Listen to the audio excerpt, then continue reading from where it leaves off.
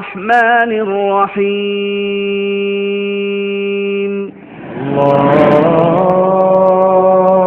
الله أكبر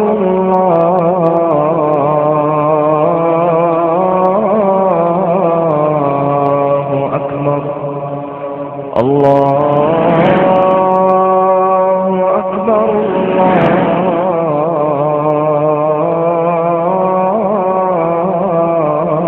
الله أكبر أشهد أن لا. اللہ کی قسم اسلام کو جتنا نقصان ان گروہ صوفیہ نے پہنچایا ہے کسی اور طاقت نے اسلام کو وہ دکھ نہیں پہنچائے.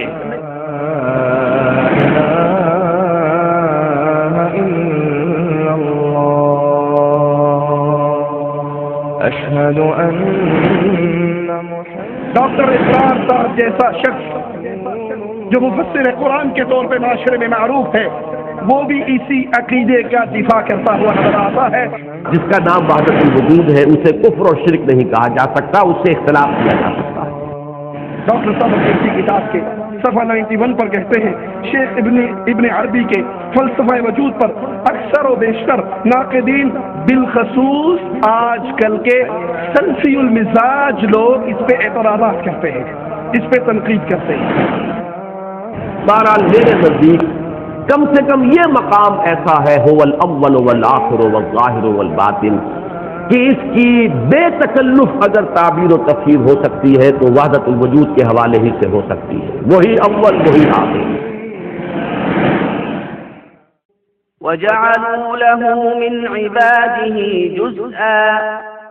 إن الإنسان لكفور مبين أم اتخذ مما يخلق بنات وأصفاكم بالبنين. اور ان لوگوں نے اللہ کے بندوں میں سے بعض کو اس کا جز بنا ڈالا. بلا شبہ احسان فریق احسان فراموش. کیا اس نے اپنی مخلوق سے بیٹیاں انتخاب کی اور تمہیں بیٹوں سے نوازا ہے؟ اللہ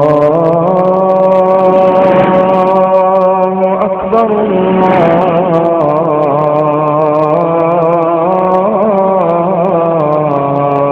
اکبر اللہ. الحمدللہ والصلاۃ والسلام علی رسول اللہ. آپ کا بھائی محمد عاقل جدہ دعوت سینٹر حی السلامہ اور اسلامی گائیڈنس سینٹر برائے اسلامی بندرگاہ جدہ کے ذمہ داران کی جانب سے آپ کا خیر مقدم کرتا ہے، خوش آمدید کرتا ہے. اللہ رب العالمین سے دعا ہے کہ اللہ رب العالمین ہمارے اس اجتماع پر اپنی رحمتوں کا نزول فرمائے. حضرات، اللہ رب العالمین نے اس ممبر سے گزشتہ کئی سالوں سے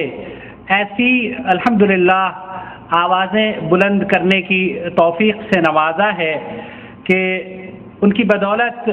حق و باطل میں بہت اچھے انداز میں دعوت و تبلیغ ہو رہی ہے اور حق و باطل میں لوگوں کو تمیز کی توفیق بھی ہو رہی ہے. حق و باطل میں کس طریقے سے تمیز ہو رہی ہے اور کس طریقے سے ہماری دعوت دنیا کے ہر شہر، ہر ملک، ہر جگہ پہنچ رہی ہے، اس کا ہمیں اندازہ اللہ کے فضل و کرم سے ای میل اور فونز کے ذریعے فیڈ بیک آتے رہتے ہیں. لیکن گزشتہ ماہ یا دسمبر اور جنوری میں ہندوستان گیا اور وہاں جا کر میں نے ایک لوگوں سے ملاقات کے سلسلے کا آغاز کیا جن سے مجھے یہ جاننا چاہتا تھا میں کہ ان کی ہدایت کے جو اسباب رہے ہیں وہ کیا تھے. میں دیوبند گیا، سہارنپور گیا، دہرادون، علی گڑھ اور مظفر نگر گیا. ان علاقوں میں جہاں کسی زمانے میں تقلیدی جمود ہوا کرتا تھا یا تقلیدیت کی مذاہب کی توتی بولا کرتی تھی، آج اللہ کے فضل و کرم سے وہاں قرآن و سنت آپ لوگوں کی یا مملکت سعودی عرب کی جو دعوتی سرگرمیاں ہیں ان سے اللہ کے فضل و کرم سے قرآن و سنت لوگوں کے گھروں پر دستک دے رہی ہے، اور اللہ کے فضل و کرم سے بہت سے لوگ تبدیل ہو رہے ہیں۔ آپ کو یہ حیرانگی ہوگی کہ گنگوہ جیسی شہر میں، گنگوہ جہاں جو رشید احمد گنگوہی کا ملک ہے، آبائی وطن ہے، وہاں اللہ کے فضل و کرم سے اب الحمدللہ اہل حدیث موجود ہیں۔ اور جب ہم نے ان سے پوچھا کہ آپ کس وجہ سے تبدیل ہوئے، کس نے آپ کو دعوت دی، مظفر نگر کے لوگوں سے ہم نے ملاقات کی، دیوبند سے ہم نے ملاقات کی، دیوبند میں بیٹھ کر تو ان لوگوں نے بتایا کہ ہمیں جدید دعوت سینٹر کے تحت جو پروگرامز ہو رہے ہیں یا جالیات مکاتب جالیات کے تعاون سے جو سعودی عرب میں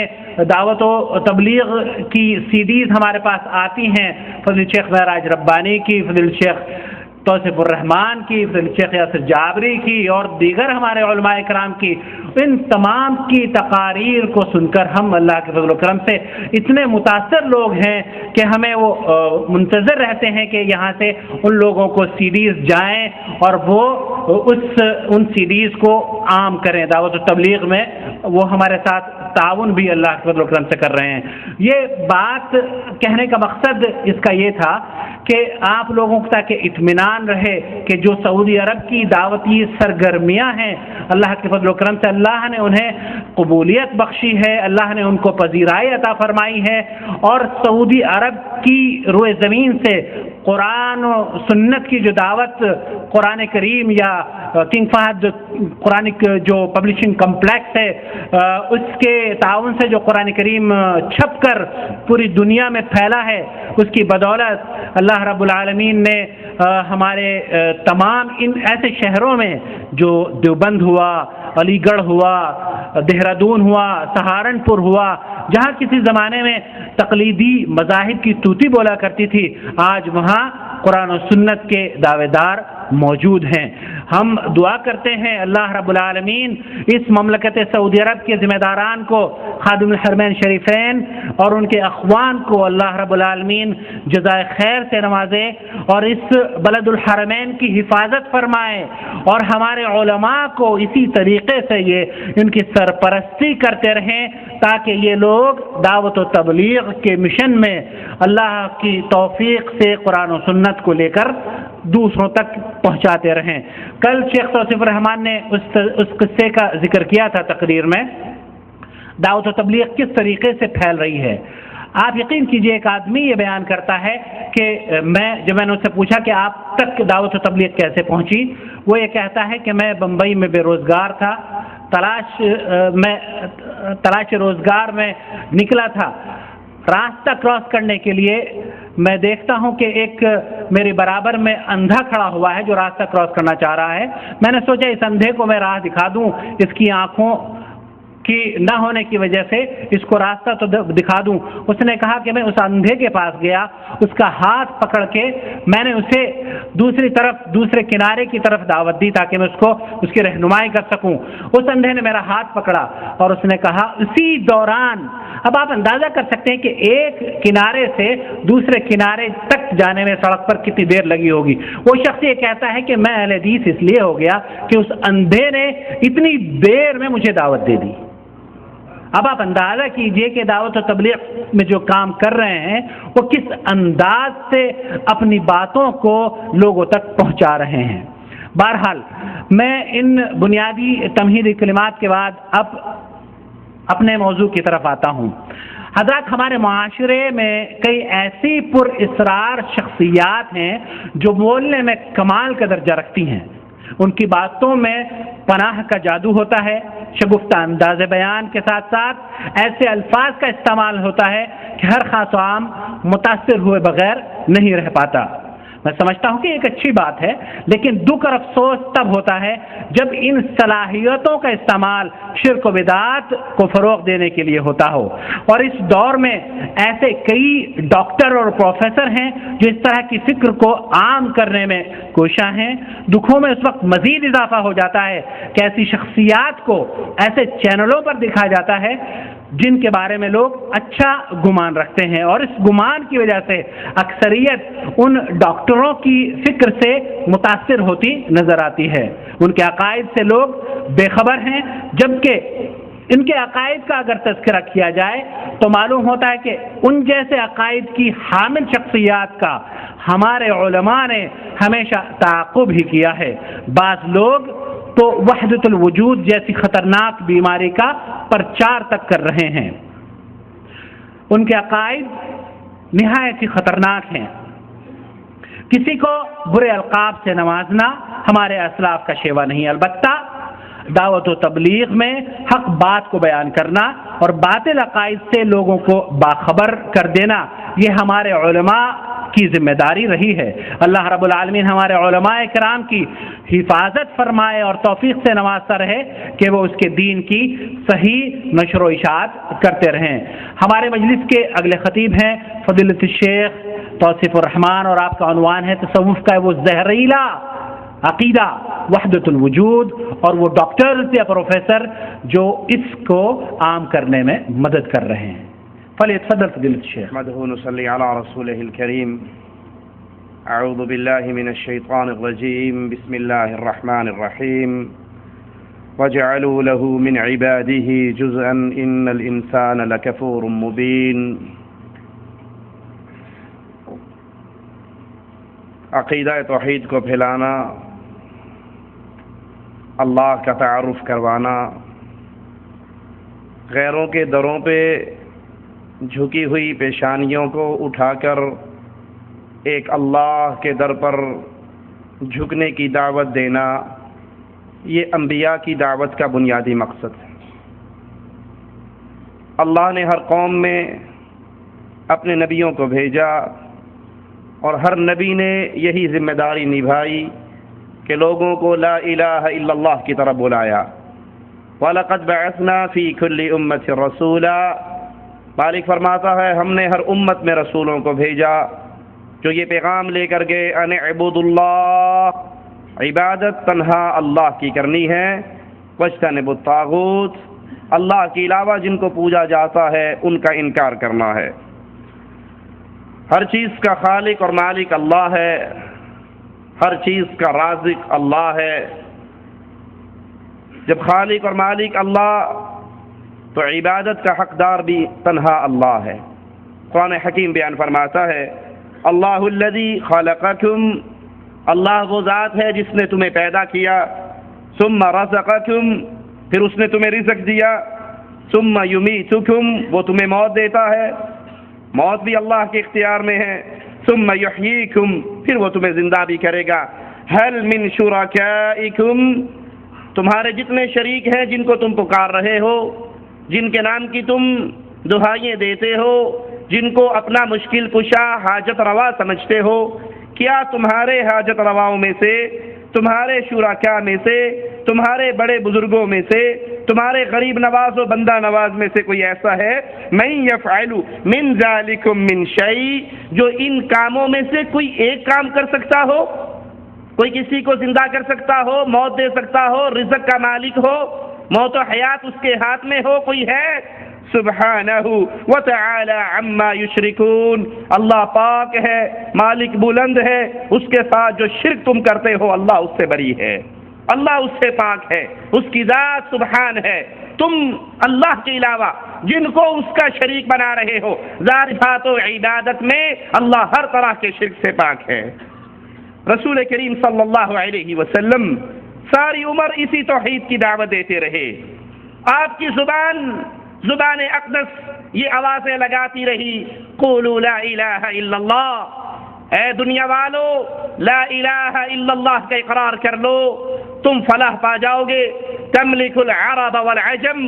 عرب و عجم کے تم مالک بن جاؤ گے۔ کفار مکہ رسول کریم صلی اللہ علیہ وسلم کی دعوت کو سن کر جواب میں ایک ہی پیغام دیتے رہے کہ اے محمد علیہ السلام، آپ کا آوازہ یہ ہے کہ ایک اللہ کو الہ مانا جائے، لات و عزا کی عبادت کو چھوڑ دیا جائے، بڑے بنائے ہوئے بابو جی کے بتوں کے سامنے گردنیں نہ جھکائی جائے۔ اجعل الالہۃ الہا واحدا، ہم نے تو اپنے الہ بانٹے ہوئے ہیں، ہمارے کافی سارے الہ ہیں، مختلف کام مختلف الہوں کے ذمے ہم نے سپرد کر رکھے ہیں۔ آپ جو دعوت دے رہے ہو، آپ جو پیغام دے رہے ہو، آپ جو آوازیں بلند کر رہے ہو، سارے الہوں کو چھوڑ کر ایک اللہ کی عبادت کی جائے، یہ دعوت بڑی عجیب ہے۔ یہ دعوت ہم نے بزرگوں سے نہیں سنی، یہ دعوت ہمارے بڑوں نے ہمیں نہیں سنائی۔ ہم نے رزق کے لیے کسی کو، موت کے لیے کسی کو، حیات کے لیے کسی کو، بارش کے لیے کسی اور کو، اندھیریوں کے لیے کسی اور کو، کشتی بھور میں پھنس جائے تو کسی اور کو۔ ہمارے تو کافی الہ ہے، آپ کہتے ہیں ان سب الہوں کو چھوڑ دیا جائے اور ایک اللہ کی عبادت کی جائے۔ صحابہ کرام، نبی کے ساتھی، ان کے شاگرد اسی توحید کو لے کر عام کرتے رہے، اسی پیغام کو پھیلاتے رہے کہ ساری کائنات کا خالق اللہ ہے۔ جب اللہ خالق ہے، اللہ رازق ہے، اللہ کھلا رہا ہے، پلا رہا ہے، عزتیں دے رہا ہے، اولادیں دے رہا ہے، زندگیاں دیتا ہے، موت و حیات کا مالک ہے، جب پوری کائنات کا خالق اللہ ہے تو عبادت کے لائق بھی صرف اللہ ہے۔ پوری مخلوق پہ یہ لازم ہے وہ اللہ کی عبادت کرے۔ مگر اسلام کے نام پر نت نئے فرقے جنم لے رہے ہیں، نت نئے افکار پیدا ہو رہے ہیں، نت نئی آوازیں سنائی دی جا رہی ہیں، جو اپنے کفر اور شرک کو اسلام کا لیبل لگا کر، اسلام کا سٹیکر سجا کر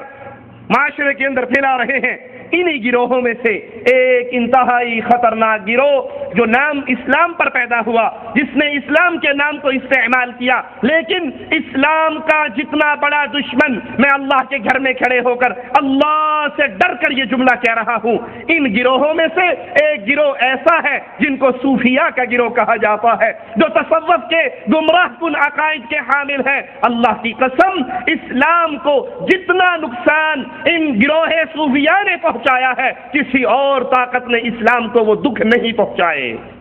اسلام کے اوپر اتنے شدید حملے اور کسی طرف سے نہیں ہوئے جتنے ان صوفیاء کی طرف سے ہوئے۔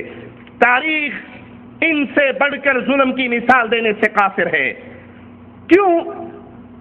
اسلام کے نام پر کئی گروہ اٹھے، کسی نے زکوٰۃ کا انکار کیا،